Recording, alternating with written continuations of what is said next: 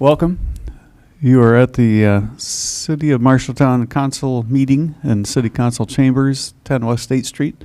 Today's date is June 10, 2019, and the time is 5:30 p.m.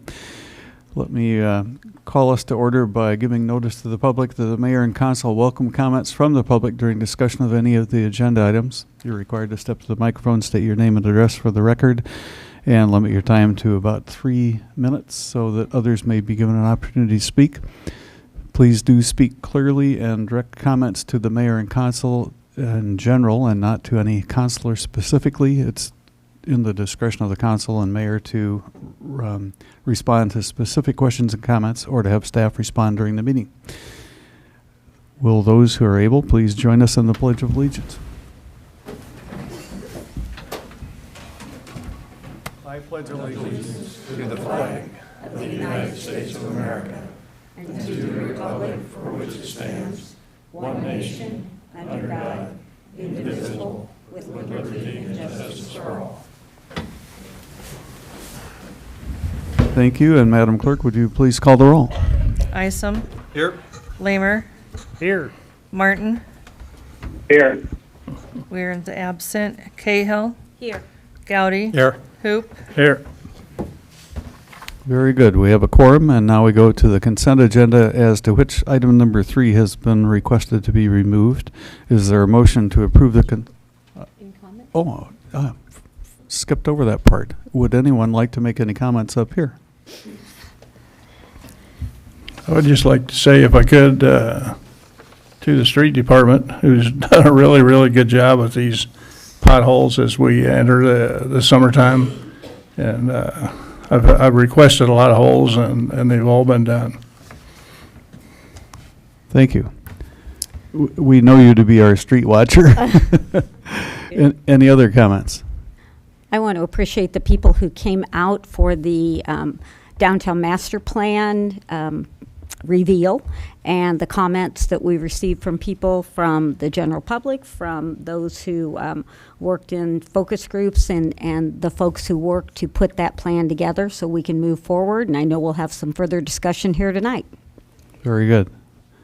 Anyone else?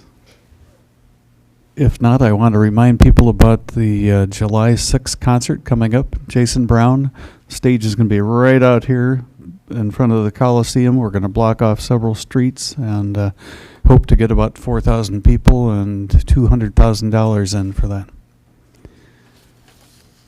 Okay, now time for the consent agenda minus item number 3. Does anybody move to approve? So moved. I'll second. Very good. Roll call, please. Lamer. Yes. Martin. Yes. Cahill. Yes. Gowdy. Yes. Hoop. Yes. Isom. Yes. Carried. Very good. Madam Clerk, would you read the consent agenda for those watching on TV or listening on the radio? Approved minutes for May 28 and the bill list in the amount of $1,657,460.97. Resolution declaring certain property surplus and authorizing sale or trade a 16-foot Alumacraft boat and a 1997 Yacht Club trailer.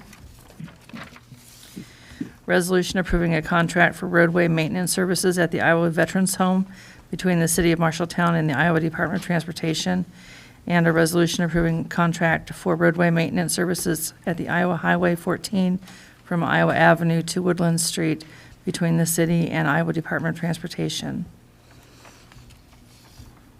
Thank you. Let's go to item G. It says I'm sorry. No, item 3 there. Would you read that, please, to us? Resolution approving a contract for services between Iowa Northland Regional Transit Commission and the City of Marshalltown Municipal Transit Division. Is there a motion to approve that resolution? So moved, Your Honor. Thank you. Is there a second? I'll second. Any discussion up here? I guess I'm the one that asked to have that pulled, just see if I get a little further explanation of what's going on there.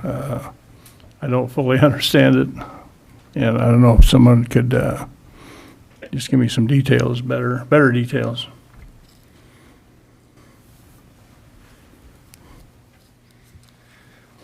Kevin Pecors, the transit administrator. What this contract does is allows us to bill NEI 3A for rides.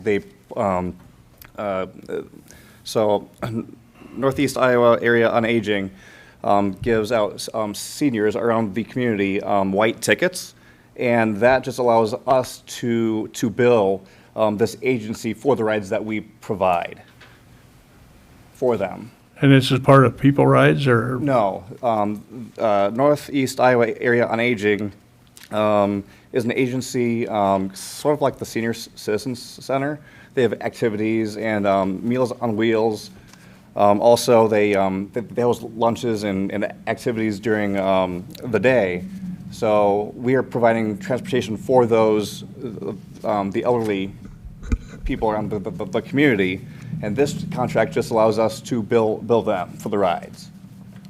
NEI 3A was the upstairs tenant of the Senior Citizens Building. With They're the now meals. doing their congregate meal service out of the VFW. And so this is, transportation is one of the needs that they also seek to meet for seniors in the community.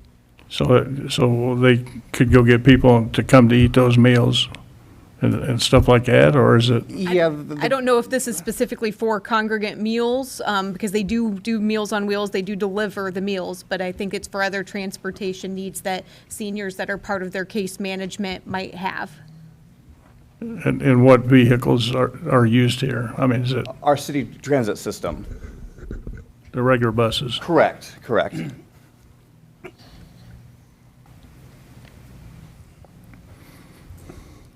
Any other questions? Is this the continuation of similar contracts that we've had in the past? Yes, so our current contract expires July 1st. Okay, So this is just a new contract for the next year. okay. Yep. So this is a continuing service that we have provided in the past? Correct. I don't know how long we've done it in the past, but we do have a current contract with them now.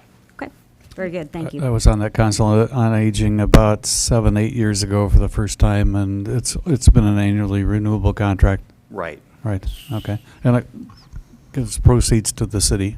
Correct. Okay. Yep. Any other questions? Yes. Does it cover our costs?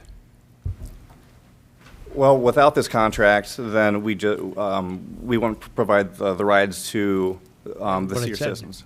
That isn't what I asked. Oh, I'm sorry. Does the amount of money we bill them cover our cost to do it?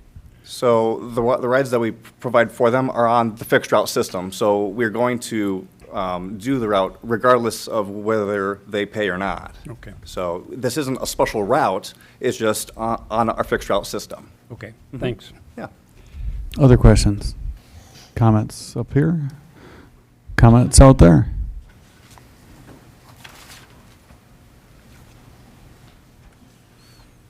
Mark Eaton, 1007 South 10th Avenue. I'm sorry, it's not a comment, it's a question. Who's Northland? That's, if we're doing it with the city, then that's a city bus transit system.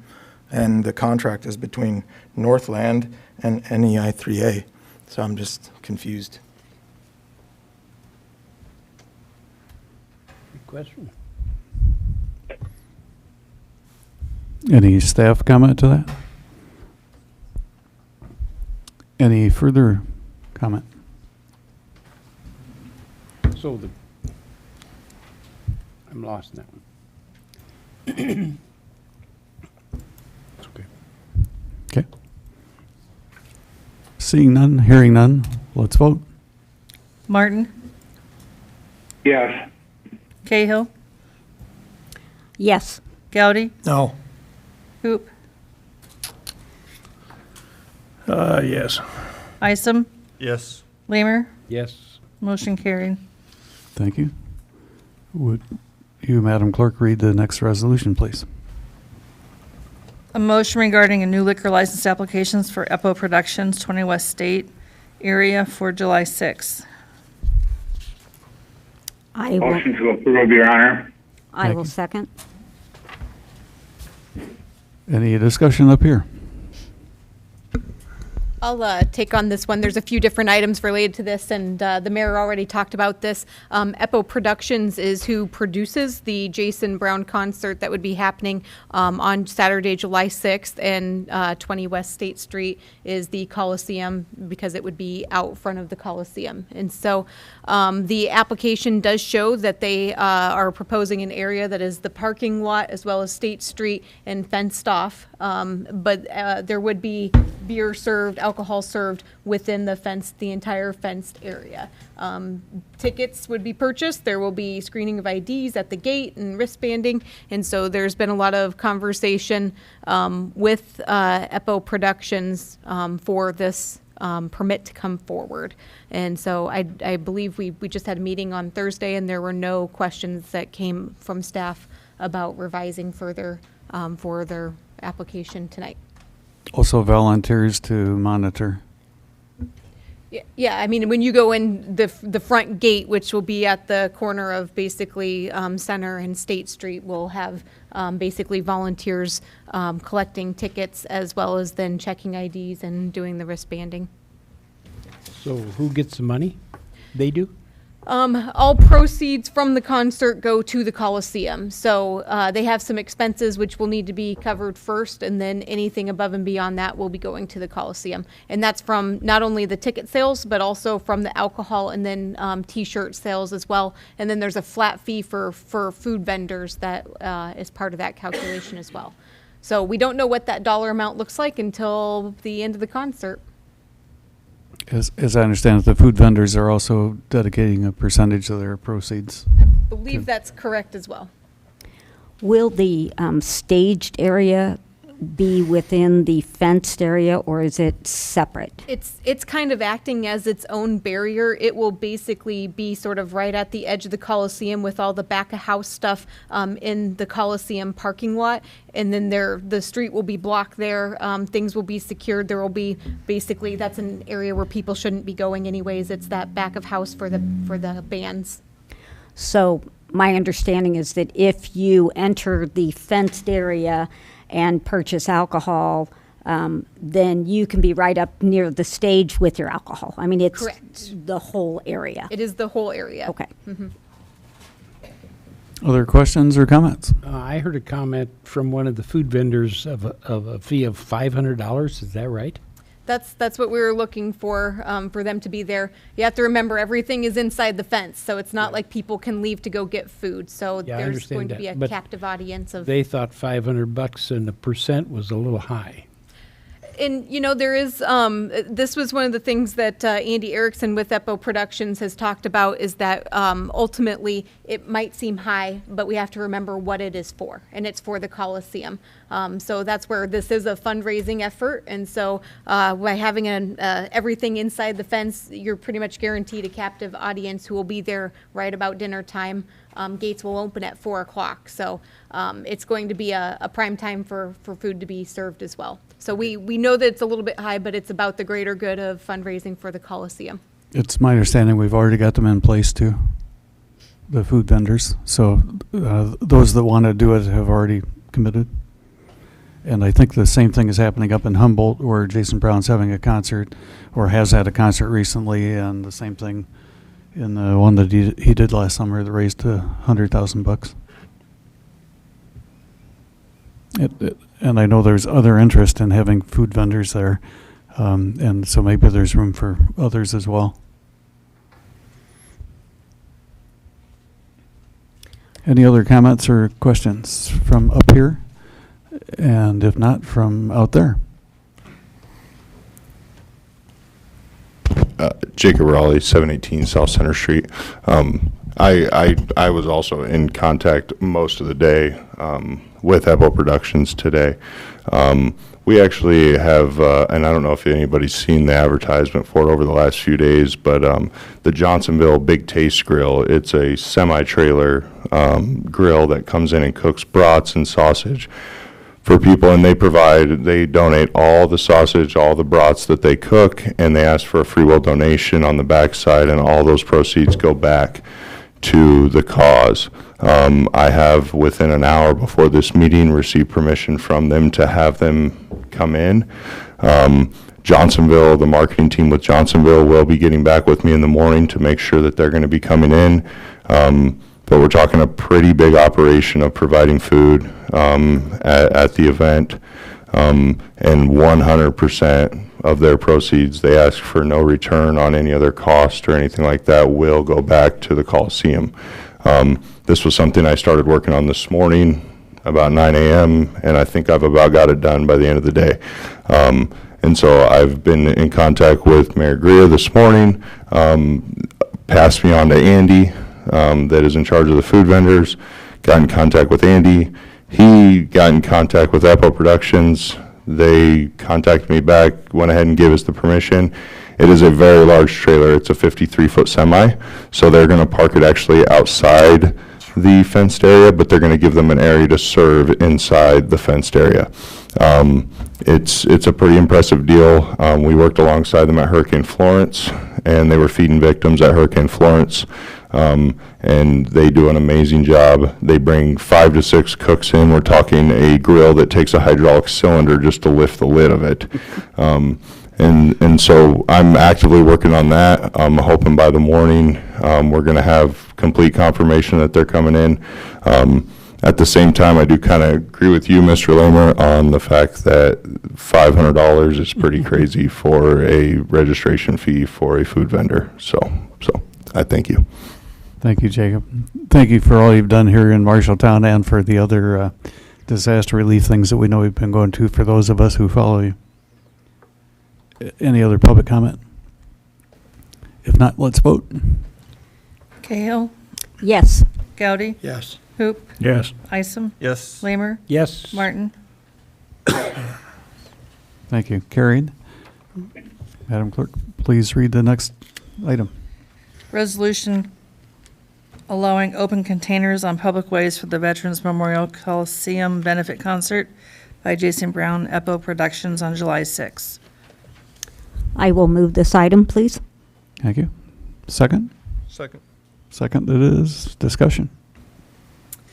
This is basically, in our ordinances, we basically prohibit the consumption of alcohol on a public right-of-way street. This is all in a city-owned parking lot and street and sidewalk, so we need that permission to waive that ordinance in order to make that happen.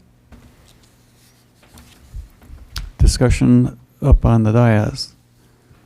Discussion from the public. Is there any, is EPO, and I assume, and again, I just want this to be publicly said, that the police department will also be highly involved in through the whole concert, through the other, the monitoring of the alcoholic use, the making sure that we're not serving to underage minors, et cetera, that those assurances are being made that will be, that those ordinances will be followed through with this, with approval of this ordinance that we put forth today. Yes, part of our special event planning team has obviously been the police department, and I don't know that they've determined a final staffing number yet. We just kind of had some of that information shared as to kind of final schedule on Thursday, but there will be police officers present inside the fenced area throughout the evening. Again, I've been to many of the special events in our community where we have had fenced off and served alcohol, and again, appreciate the help that the police force works with us on, and I think this will be a great event, and I just making sure for everyone's sake that we've covered those areas and people can be assured it will be a safe, and is it geared as a family event as well? So Yeah. That's just something that it's not just an alcoholic event, but we have to have these provisions made so that we can have alcohol served. But And one thing to note is kids 12 and under are free. There will Perfect. be a kids activity area Great. as well that has sort of a separate little stage for things to happen on. At the same time, there's other stuff happening. So it is meant to be a family event. The veterans group is bringing their climbing wall, for example. Wonderful. Yeah, and we may have a bouncy thing if we can find the space to Yeah. put it on. my yard, you can There have you it go. in my driveway. We just need some grass to put it on. This will require a lot of extra work by the police department and an extra lot of work by city staff who have to move their cars and park elsewhere, and they're helping chair some of the major things that have to be chaired. Other questions up here? Any comment by the public?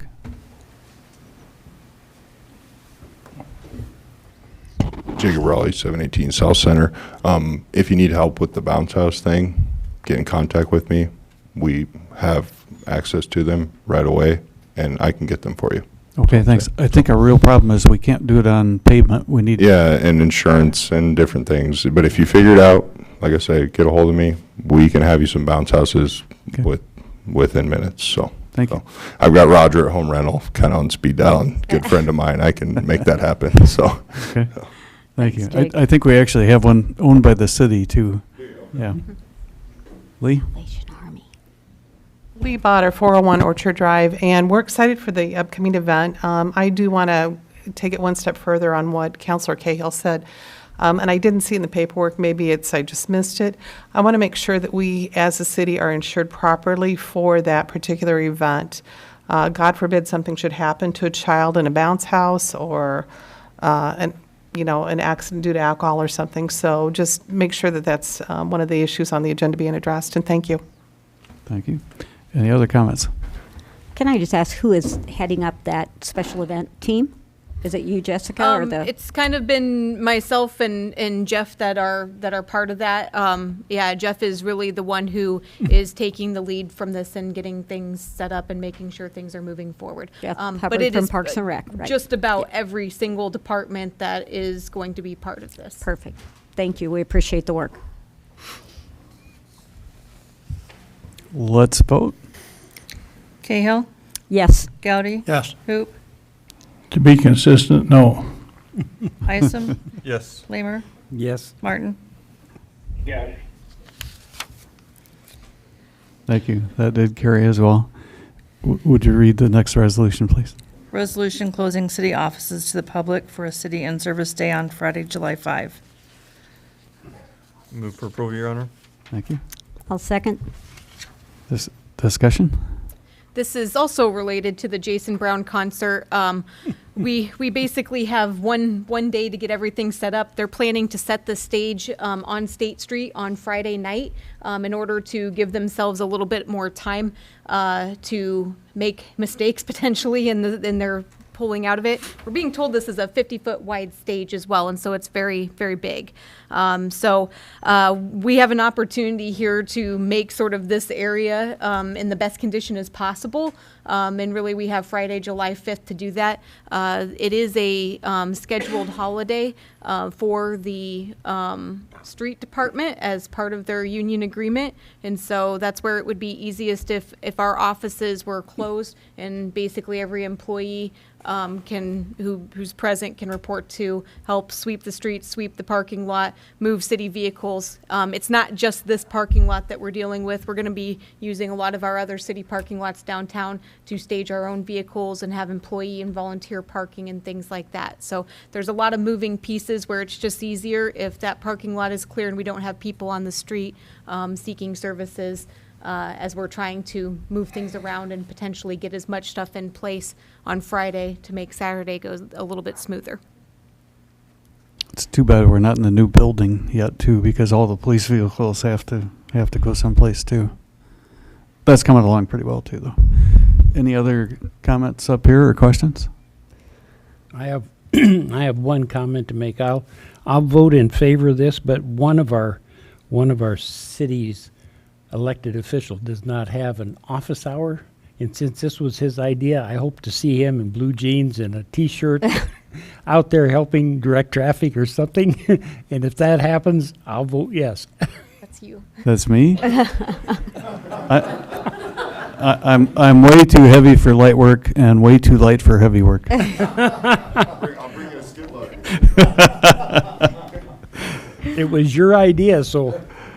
No, it's my penalty for getting a nice email from somebody I don't know saying, have you considered applying for this benefit concert? And I did, and now I'm kind of stuck in charge of the project. It's a good But problem. it's going to be, yeah, it's a good problem to have. And it's going to be a city event, kind of like the Paint the Bridge, you know, when we had 950 people or so out there working on it.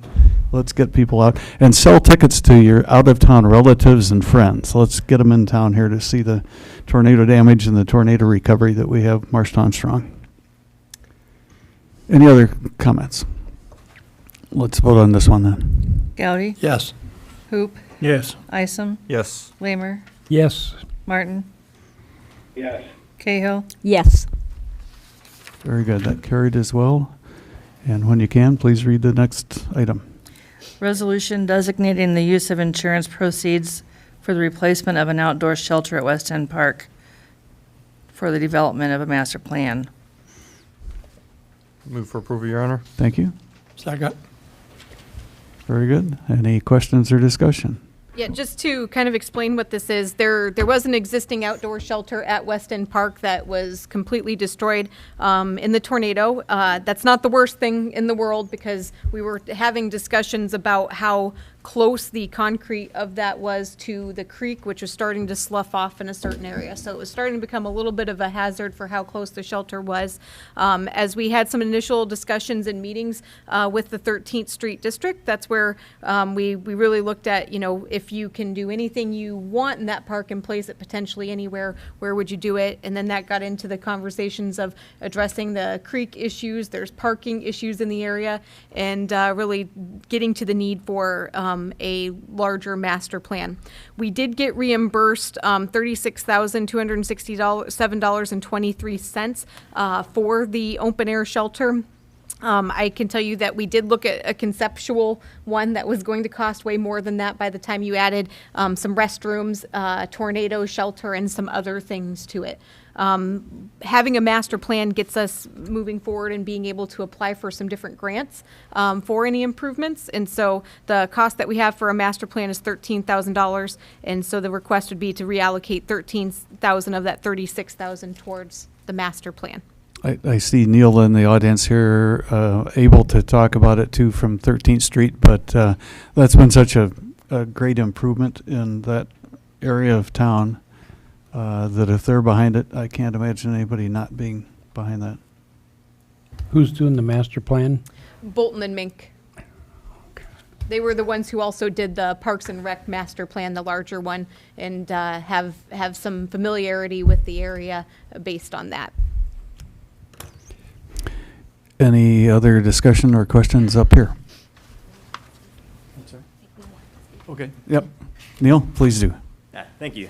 Neil DeLaw, 1504 Brentwood Terrace. I'm the president of 13th Street District. Just wanted to express we are supportive of this plan, and we've known that the futsal courts have been in great use, and a lot of people did use that shelter, and we know that through discussions and collaboration with the city and Parks and Rec that the erosion has to be fixed, the concrete pad has to be fixed, and a new shelter. So we just brainstormed and identified the needs of the neighborhood, Iowa Veterans Home, Embers, and the school district to see what would be best suited for that, for live performances, bands, and larger space-wise for festivals. So just wanted to reiterate that we're supportive of it, and thanks for your support. And don't forget yoga in the park And over yes, there. yoga in the park. Yep. Okay. Other questions or comments?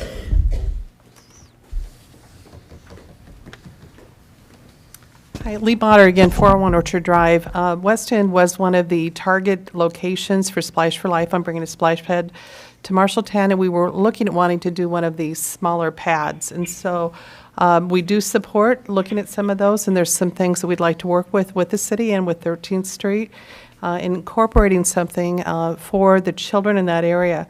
When they had one of the first events down there, the kids were playing in the water when Echo had their I guess, watering the grass down in that area, and it was very popular that they wanted to play in the water. So if we can consider that as one of the options, and it would be just a small activity, and we do have some money in the bank to help with that. So thank you.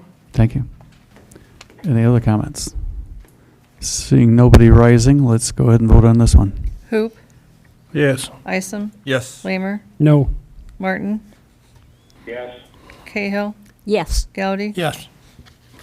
Motion carried, 5-1. Thank you. Next item, please. resolution approving an agreement with the Fisher Community Center Board of Trustees and the Fisher Governor Foundation for the public use of the Fisher Community Center. Is there a motion to approve? Move to approve. Any second? Second. Any discussion up here?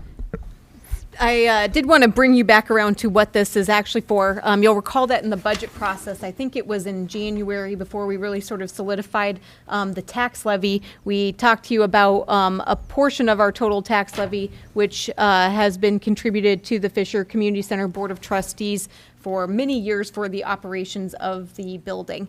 It has been at, I think, about $72,000. The request was for $100,000, and ultimately you did approve a $100,000 portion of our tax levy, which is equal to 11 cents of our total tax levy, to be certified. So that has been certified.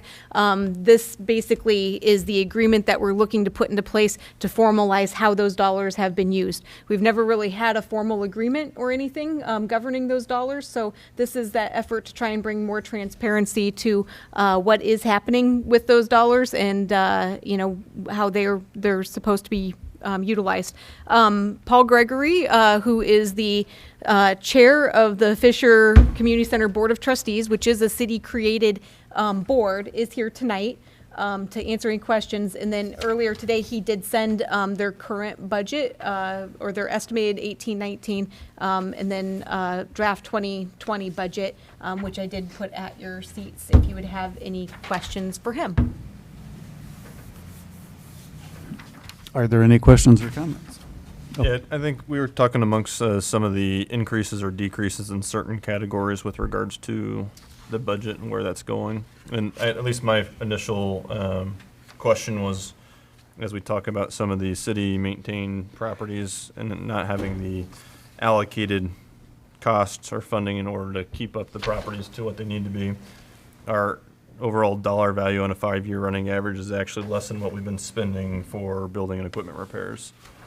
And then in different areas with regards to snow removal, garbage and recycling specifically, we got 40% jumps on a year-over-year expected average, which I think seems pretty drastic compared to what we've been running at from an overall dollar perspective the previous 4 years. So just kind of something I noticed that I wanted to bring up. Thank you. Other comments or questions? I guess one thing to say is that, this is not meant to pay for capital type of items. So there is a conversation that usually happens when something comes up that if it's a capital item, it's not to be covered kind of by these operational funds. But as you can see, it's pretty much looking at, the city contribution and then rent from various entities that really covers the operational expenses of the Fisher Community Center. And to be clear, this does not run through the city's budget. This is running through, I think you have your own checking account and everything, but it's the chamber who it provides the administration of this. We're cutting a $100,000 check, and that's Basically, yep, we issue, divide it by 12 and cut them a monthly check. gotcha. Okay. And I see there's income from the senior center, Prepaid. prepaid. Yes, there is. Hi, Paul Gregory, formerly with Fisher. I live in Marshall County, but as Jessica said, I am the chairman of the board of the Fisher Community Center Board of Trustees.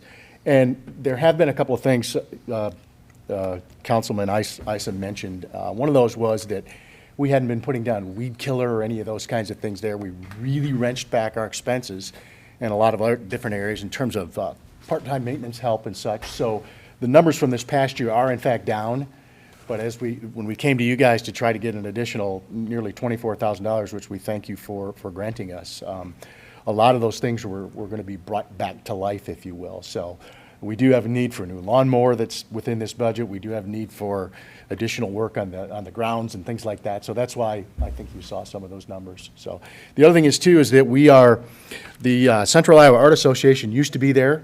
And they're still into us for about $5,000, so we aren't seeing that revenue.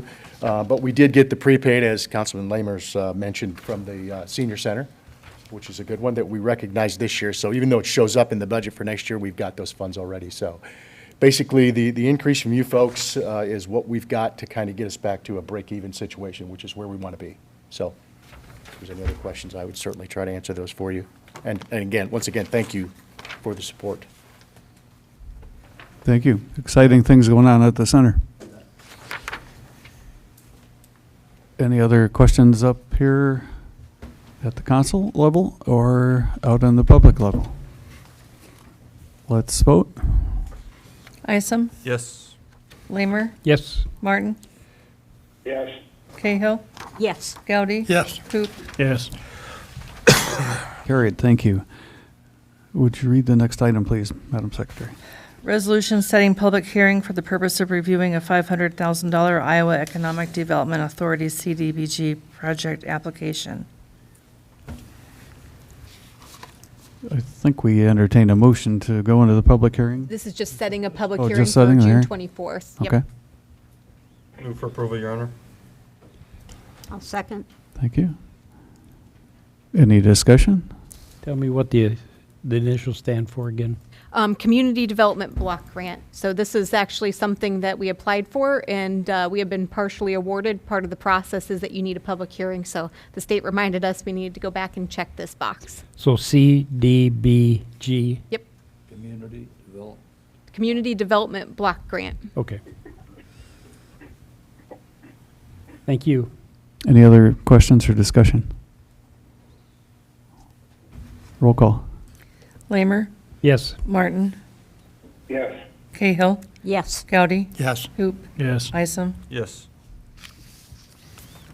Very good. Next item, please. This is a public hearing followed by a resolution adopting a tentative resolution accepting the subordination agreement for property interest at 7 East Lincoln Street. Let's declare the public hearing is open at 6:07 p.m. Were there any written comments received by the clerk? I have not received any written comments. Any public comments? Time for staff review. Michelle Sponheimer, Housing Community Development Director. This is one of our subordination agreements that you've seen before related to our lead program. We had a project at 7 East Lincoln Street that has an open lien still on the project. We are now doing 3-year liens, and so there's still a third of it that remains. They are having some change in name on the mortgage due to a passing of a family member and refinancing that note. So the bank is looking for us to subordinate that to now just 2 of the family members instead of another individual who was on that. So the total amount of the new refinanced mortgage is $57,000. The appraised value of a home is $104,000, which still leaves adequate enough to cover our lien of $13,950. So highly recommend approval of that so that they can make that change and fulfill that remaining year on the lien. Any council comments? If not, I'll declare the public hearing closed at 6:08 p.m. On to the next item. We need a motion. Oh, we need a motion, I'm sorry. I would entertain a motion to So- approve it. So moved. Second. Thank you. Any other discussion or comments? Roll call. Martin, Yes.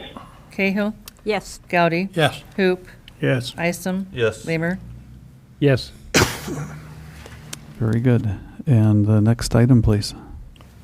This is a time for a public hearing and third reading of ordinance and enacting a code of ordinances for the city, revising, amending, restating, codifying, and compiling certain existing general ordinances of the city, dealing with subjects embraced in such code of ordinances and declaring an emergency.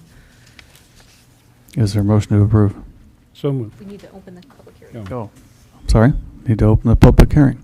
Well, this one is opened at 6:09 p.m. Did the clerk receive any written comments? I have not. Any public comments? Staff review.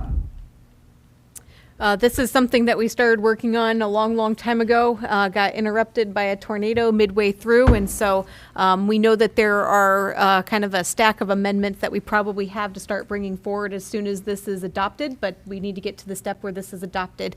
I don't know if it's not here on the agenda, but this will be all online through American Legal Publishing, and so it is currently active on our website, I believe, and is available. I hope you all of you, as well as the public, will find it to be a lot more transparent, easier to use, and something that makes it a little bit easier to understand our rules and laws here in Marshalltown. Very good. Any council comments? So tomorrow morning, this new ordinances will be in effect. Upon publication, so Okay. not instantly. Other comments or questions? Public comment. I will declare the public hearing closed then at 6:10 PM and entertain a motion to approve it.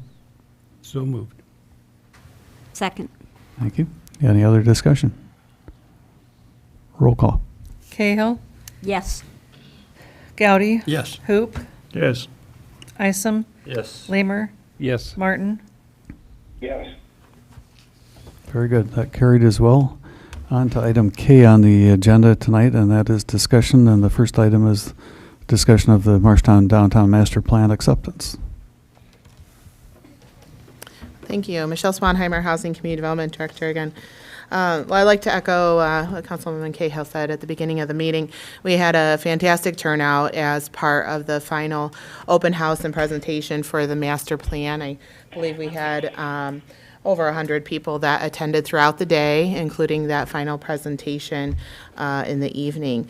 And throughout the entire process, working with SEH over more than 6-month period, we had a great number of people participate, whether it was through online surveys, map interactions, during our multi-day charrette, which was held in middle of February in a wonderful snowstorm. And we still had wonderful turnout. So focus groups and such, it was a very engaged process, and that's what a plan like this is intended to be. So we had a great steering committee that helped guide us through the process, that met on a regular basis with the consulting team. And we're now at a point where we have kind of that final product, which is what was the intention back when we had this award. So just to kind of back up a little bit, if you recall, this plan was funded through a grant through the Martha Ellen Ty Foundation and through the U.S. Economic Development Administration. Shortly after the tornado, we got those applications submitted and the support of the Ty Foundation to move things forward as that matching contribution. We were able to hire SEH as a consulting firm to do the plan, and they engaged our committee and worked diligently throughout this to really put together a very thorough product. We have the draft version available on the project website and on the packet tied to the agenda packet for tonight. We are still finalizing a few little typos and things that were discovered as part of that final review, and so that will be publicized as well as with the appendix that will go along with it. So that information will also be available. And it does have a lot of appendix that we went through during the process, the things that we wanted to go into more detail and description and background and comparables and things of that nature. So those won't be part of the final printed document that we end up having. That will live online as throughout the process, but I'll certainly have a full copy of that available. So throughout the plan, we really tried to focus on things that we can move forward and implement. When we talk about a plan like this, we're talking about a very significant time line of events. It's not something that will all happen tomorrow. Approving this plan doesn't say that we're going to do everything in the plan. It's a plan is a living document in a lot of ways, and we know it changes. So as a comparison, our last downtown plan was done with RDG in 2006. Over about a 10-year period, we saw almost $90 million of improvements in our downtown. I tie that back, much of that, to the plan and the vision that it set forward with us. So I think we have a excellent track record of implementing plans like this. And I fully expect the same type of thing to result from this plan. We were actually recognized for that last one for our implementation through the American Planning Association, the Iowa chapter. So this is something that gives us a tool to use with developers as they come forward, which we are already having many of those conversations since July 19th of last year. And so I've already, provided this information to people throughout our process. It says, look, this is what we're doing. This is the track that we're on. Think about this when you're rebuilding. Think about this when you're talking about new development. We want you to kind of be consistent with our vision. So I think it's already been a useful plan for us as a community and already brought great value. And so we will continue that effort to do that and to incorporate that in our day-to-day discussions with private developers. It will also, of course, lead us to make decisions as a community and as council on things that require public investment. I think one of the things that Bob Cost, our consultant that led the team, with SEH said at his presentation time is that this plan is not just a city plan. It is not up to the city to implement everything in this plan. This is a community plan, and it is up to the community to help do that implementation. And so we are expecting buy-in and participation from the public, from our businesses, from our property owners, for those who want to engage in different process. And it is not up to just the city to make this plan happen. It is a very comprehensive plan in that way. Following up from our presentations, I had a lot of comments even that day of people who wanted to be engaged and participate, whether it be on committees or ongoing updates, people that are excited about the efforts. And so I think we have a lot of great momentum to move things forward, which excites me. I think that's a great opportunity for us. I know that plans are not always agreed with 100%. I know that, Al really doesn't like the trees. And I know that some others may have some other issues with some other stuff, and that's okay. I think it's very important to know that not everything in this plan has to be agreed upon by everybody, and accepting the plan as a product of that contract does not commit us to every single thing within this plan. I certainly hope that we accomplished a lot of it. There are a lot of wonderful ideas within the plan. But know that each one will have to be acted on independently if it's involving a city project, if it's involving city funds or commitments. We know that those things will come before you or a council of the future to make those decisions. And so accepting this today is saying that the work that SEH was contracted to do was completed. They provided that document to us for us to use as a vision. And I believe fully that it was really developed from community input and suggestion throughout the various processes that we did. And so tonight, I wanted to know that that is available. It is available. We still have the project website up and active, which there's a link through the agenda tonight, but if you do the website www.downtownmarshalltown.com, it will take you to the project website, which has been live since the start of our plan, has included our ongoing activities so that everybody could participate with that. You can see the full draft documents, which are a little bit higher quality on this than they are the scanned version that was attached to the agenda, just due to file size. But you can look at each of those individual draft chapters and information and explore them further. I also have several of the display boards that we have here tonight and will continue to be in our office area for people to review. And so I want people to know that this is definitely a participation plan. We want input. We want ongoing activity. We hope that everybody is excited I hope that everybody's excited as I am about it, and that I see that it will give us a great opportunity. We obviously know that we had a lot of devastation in our downtown and throughout the community last year. And, this is a way for us to look forward and to grow and to redevelop and be stronger than we were. So I will be asking for your approval and acceptance of the plan as a receipt of that product at the next meeting.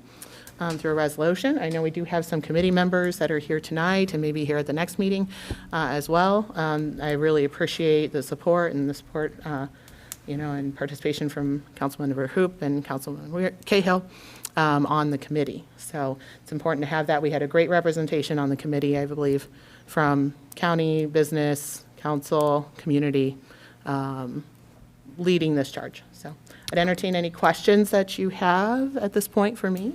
Cynthia Fodor was up here last week to do an interview about the plan. They were pretty impressed with it, and I found myself admitting that I had chills at the library when looking at what they had envisioned for the downtown.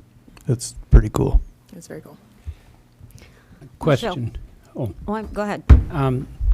The plan calls for some zoning changes, It does. and it calls for some changes in materials that can be used to when will you be bringing those back to the council? Right, so the plan gives some recommendations for what we're referring to as design standards within the historic district specifically, as well as the larger central business district. The anticipation, similar to what we're doing with the Highway 14 study, kind of called for the same thing, some recommendations. We will begin our process working with the Planning Commission in work session to fine tune that language and what it would look like in an ordinance form, because this certainly isn't an ordinance form. I would suspect that that process could take us till the end of the year to finalize. In the meantime, we're certainly encouraging businesses as they're thinking about renovations and they're working for things to review these and try to incorporate this as a goal. And I've already had some really good feedback from that in some of our businesses that are doing that. So, they're anxious to see what is the vision and how they can be a part of that as they redevelop. And so we'll be incorporating it as an encouragement. And certainly if people are applying for things like the Catalyst Grant and things like that, we'll want them to be consistent with that vision. But the final ordinance I would expect to see maybe by the end of the year. Okay. Thank you. We still have the availability of Martha, I've forgotten her last name, Green, Yes. as the historical architect Mm-hmm. that's helping us on this stuff too. Yes. Okay. Yep, absolutely. Other questions? Ms. Gale? I think that my question, I appreciate what you brought up, Councilman Lamer.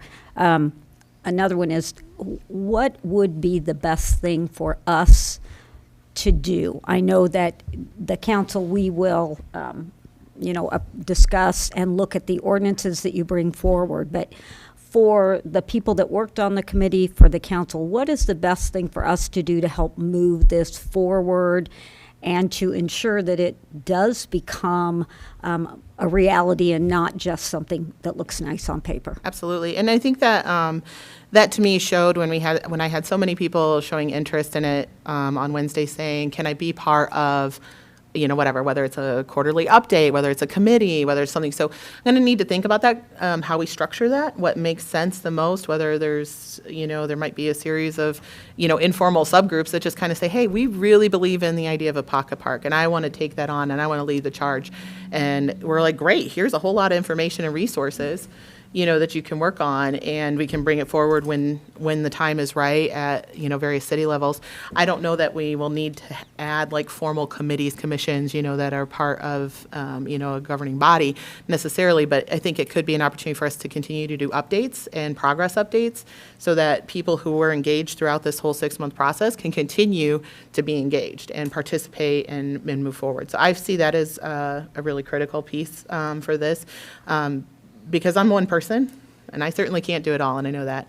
And so, we need to have others that are driving that and really leading the charge, and obviously the city taking on our role when it is our turn to be in our position. So I think we will see a more active engagement in that long-term implementation strategy than maybe we've done in the past. And I think that's an exciting thing, and that will really keep the community at the forefront of it. one thing I would like to add, there are some of the catalyst projects that are in there with sort of the breakdown of what's needed to make something happen on the revenue side to match the expenses. And each of those, I believe, shows a gap.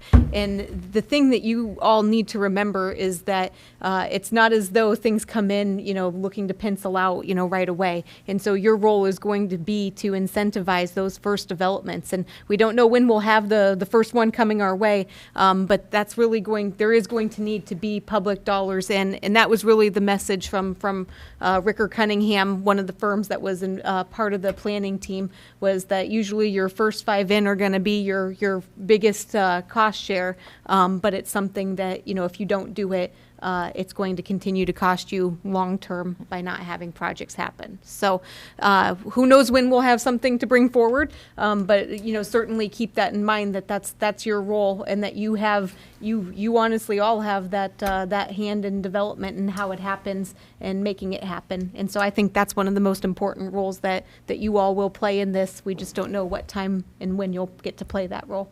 And those projects that Jessica referred to, those catalyst projects that have kind of that breakdown, that show the gap in the investment and the return and those kind of things, those are broken out in quite a bit of detail in some of those concepts. And so to really be able to take that to a developer on our end too, and say, hey, we see that there's a market for this. We see that this is doable. Here's what we're looking at for financial end. And so those are broken out. Those are some of the boards that I have here on display that kind of outline that a little bit more detailed, as well as some of that will be within the full scope of the plan. So they were a great addition to that team that really came from the market, real estate market perspective and analysis to look at other projects throughout other communities and how do those relate to projects that we could do here and what's feasible, not give us something that isn't doable here. Those of us at the economic development meeting this morning at 10 o'clock, including Tom Dyron, who's the MED economic developer, are kind of excited to see what interest there appears to be out there to get into downtown. They know this is going to be a booming community, and there are people interested in flipping into a better. We've had a lot of interest, and the main focus of being able to receive that Economic Development Administration funding was the fact that we're in an opportunity zone, and we do have a designated opportunity zone within Marshalltown, and that's definitely a driver for interest for development right now.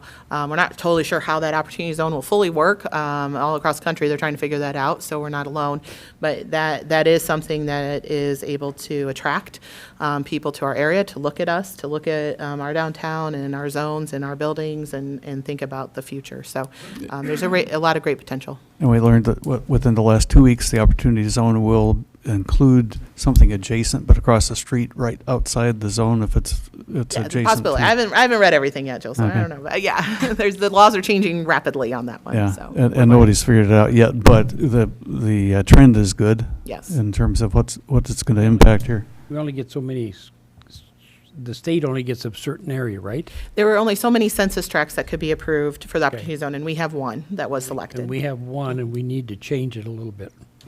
Well, we can't change the census I know. tract. The governor can give us a little more. No. Yeah, that's Not why the we- governor. I believe she could only do that by undesignating in another place, and that right. was not deemed to be a politically feasible option. Well, that depends on how they vote. No. There's a lot of opportunity within the zone that we do have designated, and so I think there are some good projects that could happen within the zone that we have. Certainly would have been nice to have included all 3 I know census there's a tracts that good were project eligible. that we could get if we could just get one little area. We have actually talked to every U.S. congressman and senator from Iowa about maybe expanding this program too and letting us have a second zone. Certainly trying all Okay, efforts. thanks. Thank you. Any other questions, Michelle? Okay, thank you, Michelle. Any public comment about that?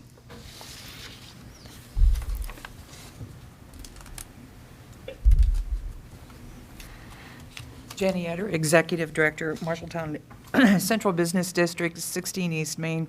I just want to convey our support and excitement about this plan. I've been impressed with the whole process.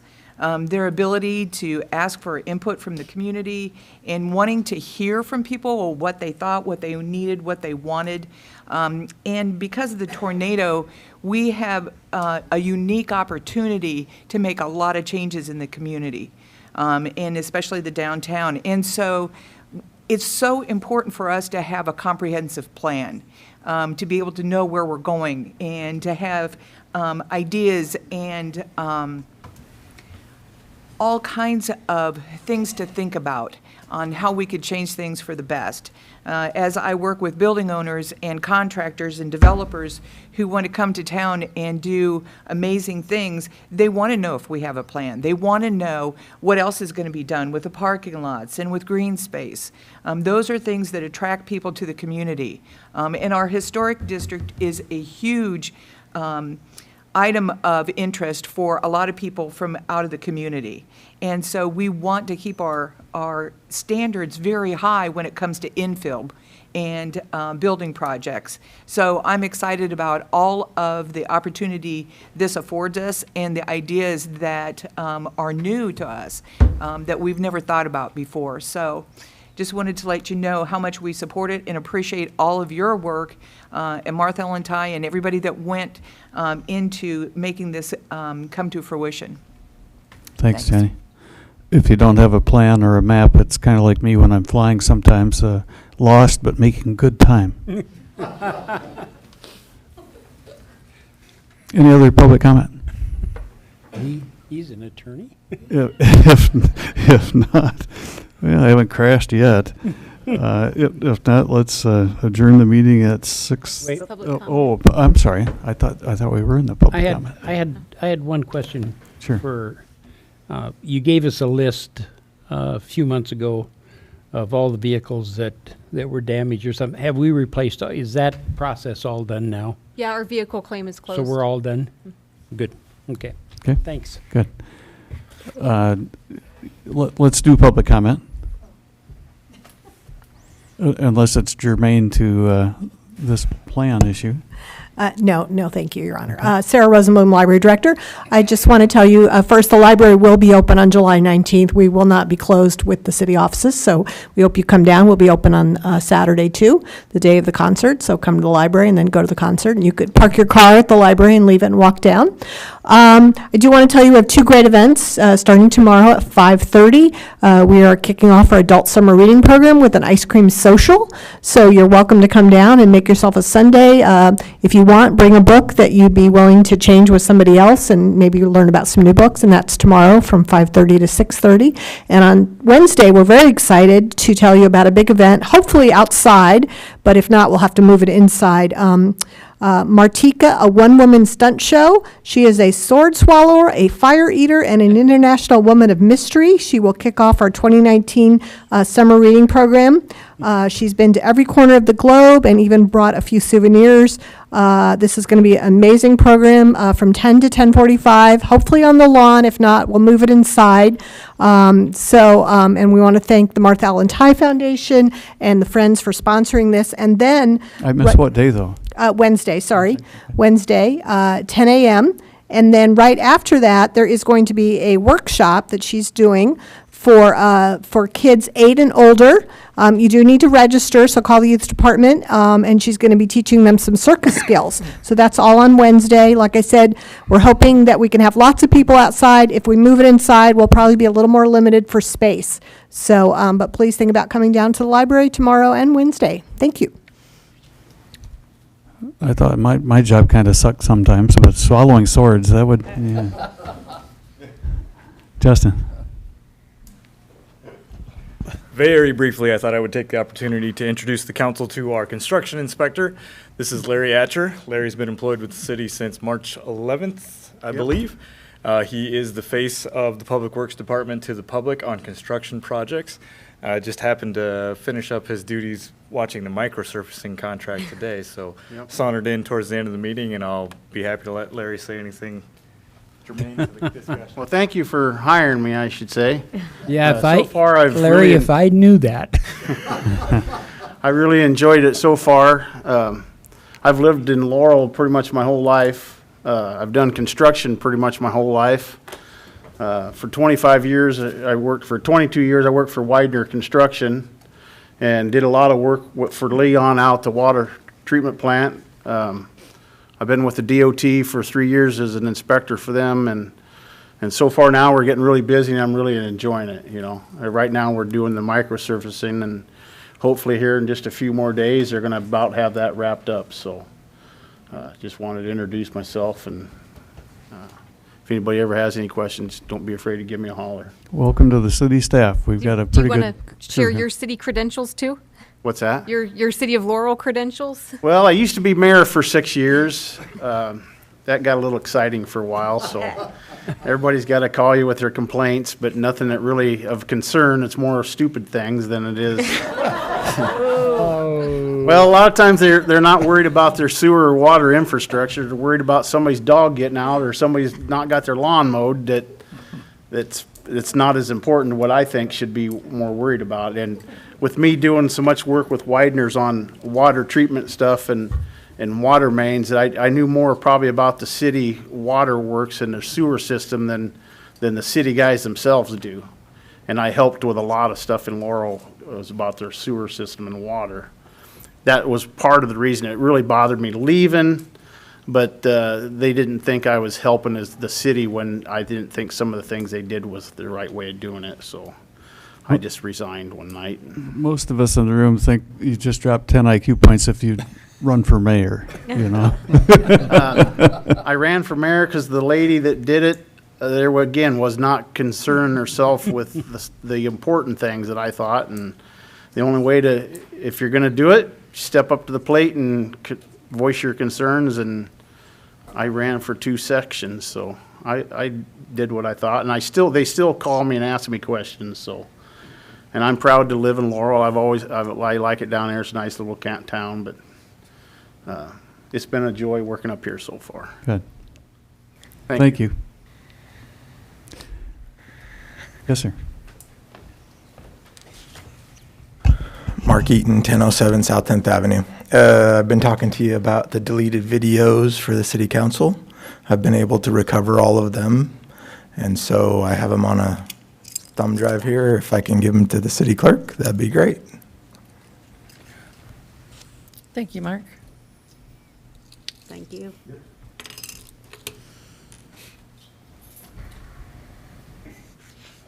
Mike Donahue with the Times-Republican, 135 West Main. The reason I'm at the lectern now is to introduce Logan Metzger. Logan is our summer intern. He's just completed his freshman year at Iowa State and has a strong interest in journalism and English.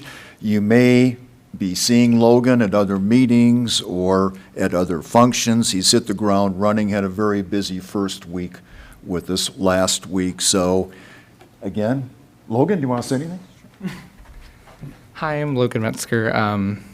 As he said, just finished my freshman year of college. I'm actually not a journalism major, I'm an English education major, so I want to be a teacher, but I kind of like writing, so I kind of ended up here. But yeah, I'm Marshalltown. I was born here and I raised here, so kind of nice to come back. Thanks. Very good. Welcome to the staff. Other public comment?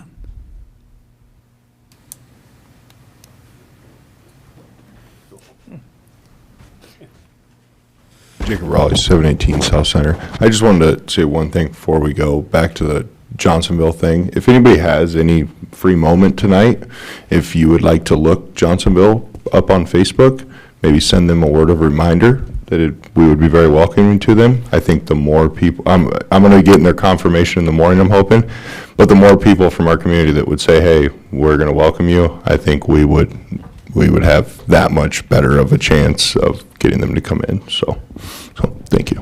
Thanks, Jake. That was quite the picture you sent to show their rig.